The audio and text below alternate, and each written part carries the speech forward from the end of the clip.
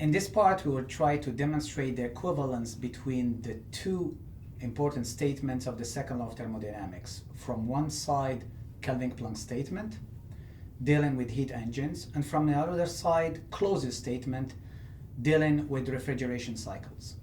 Meaning that we will try to show that if you violate one statement, you automatically violate the second one.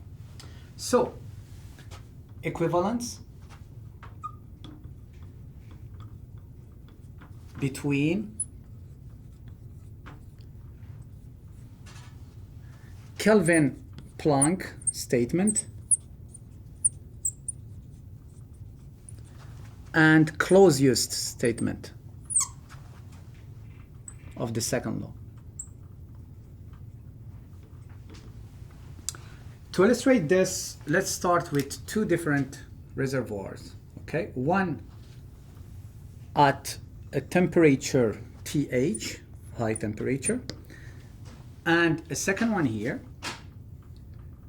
at a lower temperature TL, low temperature or our cold reservoir.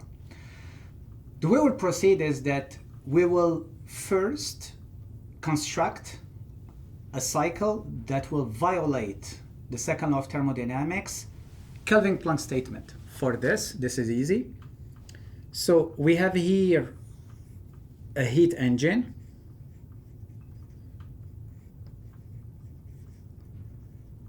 This heat engine is receiving heat from the hot source with the Q in and is providing us with a work net.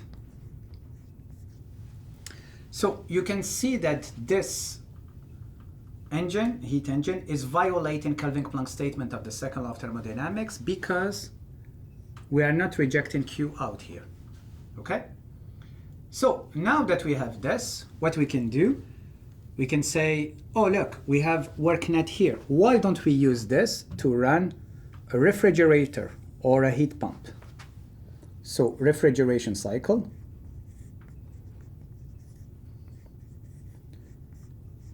Now this refrigerator is receiving work net and is transferring heat from the cold source, a Q in, let's say, start, and rejecting here a Q out, okay, to the reservoir with at the highest temperature TH. So this one is fine, right? So this one doesn't violate Clausius statement, okay? We are transferring heat from the low temperature body to the high temperature body, but it's not the only effect because we are providing work, except that this work is coming from a heat engine that is violating, in this case, Kelvin-Planck statement. So now what we have to do, let us take both of them as a system.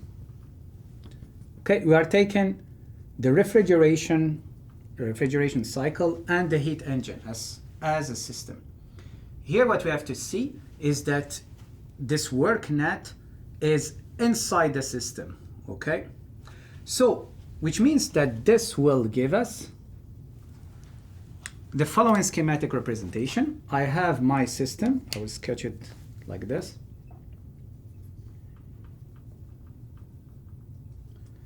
And now my system is receiving a Q in star from TL. And here it's receiving Q in from TH. And it's rejecting Q out here, okay? This is rejected and to TH, and this is extracted from TL. So now let's look at this. What's important to see here is that Q out, this one, okay, is equal to what? Is equal to Q in plus the work net. But the work net is equal to Q in because there is no Q out. So this means that Q out is equal to Q in plus Q in star, meaning that Q out is higher than Q in.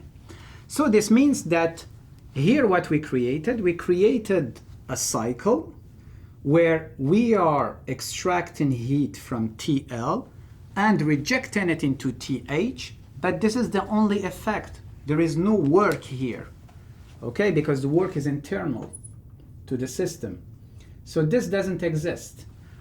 And by creating or claiming that we can create a system like this, we are violating Clausius' statement of the second law of thermodynamics. So to summarize, we started with a violation of Kelvin-Planck statement, and this led us to a violation of Clausius' statement of the second law of thermodynamics. Now we'll try to do the inverse. This means that we will on purpose create a cycle violating Clausius' statement of the second law of thermodynamics, and we'll have to demonstrate that this cycle will also violate Kelvin-Planck's statement of the second law of thermodynamics. To start, we will do the same thing. We will use two reservoirs, one at temperature TH, T high, and one at a temperature T low. We will create a cycle violating Clausius' statement of the second law of thermodynamics. So we have here our refrigeration cycle.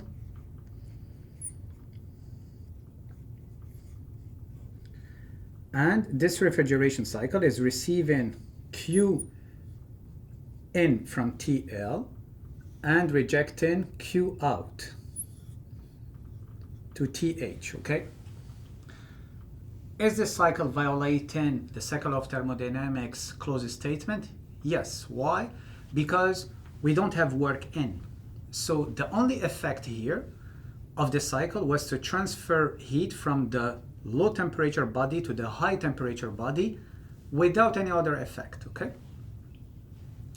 And what we will do also is that in this case, we will also create a heat engine.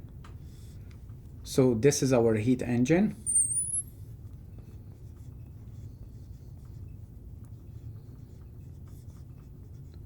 This heat engine is getting a Q in start from the hot source and rejecting Q out start here.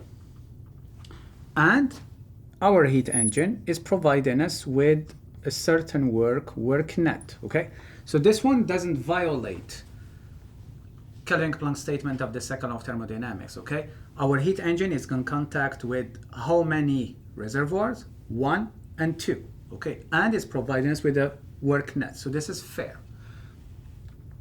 Now basically, we will select our system in quite a smart way, okay? In order to demonstrate that when you violate Clausius statement, you violate systematically Kelvin-Planck statement. So this system will include not only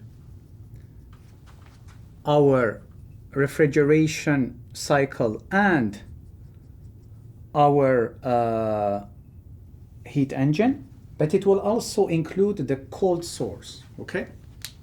Here I have to be careful because this work is leaving, okay, our system.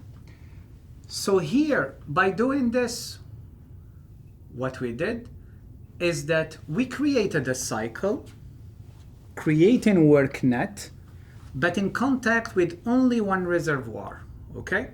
So, and this reservoir is, this cycle is getting heat from the hot source, providing us with work net without rejecting heat into the cold source. So therefore, here, by violating Clausius statement of the second law of thermodynamics, we are automatically violating Kelvin-Planck statement of the second law of thermodynamics.